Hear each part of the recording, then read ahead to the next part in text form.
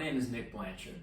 For the next 5 minutes, we're going to talk about the percussion instruments and the drumming used in a style of music that we call traditional jazz. Now, what is traditional jazz, you ask? My personal definition of this music would be the music of about 1920 until the early 1940s. So it covers a range of artists, from guys like King Oliver, Kid Ory, and Louis Armstrong, to about the early Duke Ellington bands. Now, drumming-wise, there was a good bit of evolution of what the drummers did throughout that roughly 20-year period. And by the 1940s, especially with the innovations of Baby Dodds by that point, we see sort of a melding of everything, of all these colors and instruments that made this music so unique, not just percussion-wise, but the music as a whole. So let's check out a video clip real quick and maybe think about the different instruments that are being played in this clip and what their purpose is. And I'll get back to you in a minute.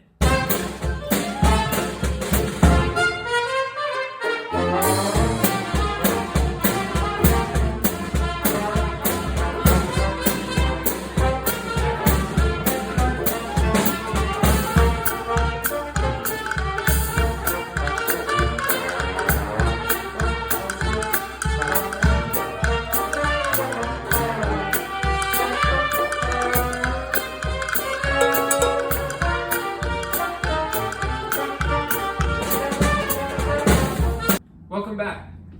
This is my face. In the previous video, you saw a few instruments, some of them a bit unusual if they were to be seen on today's modern drum sets. One of them is the woodblock. Now, if I were to say that the woodblock and the snare drum play a similar role in this music, what would that role be? That's right, to keep the time. And this is very typical of that style of music.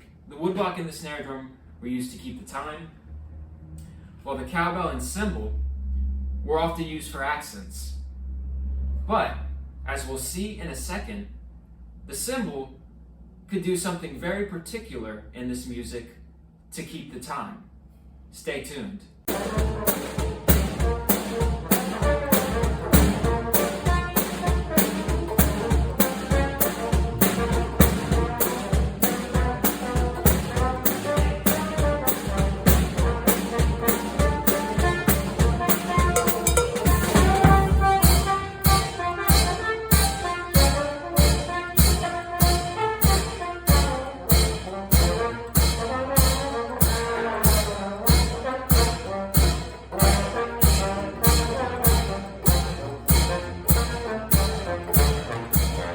What you just saw on the cymbal was something we refer to as stomp time.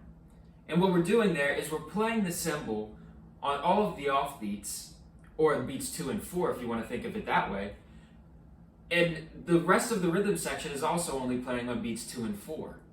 This really creates a sort of rock in the music, not like rock music, but a certain solidity and laid back but driving feel in the music, and it can be heard on many traditional recordings, and it's always a very powerful thing to do. It's one of my personal favorite things to hear.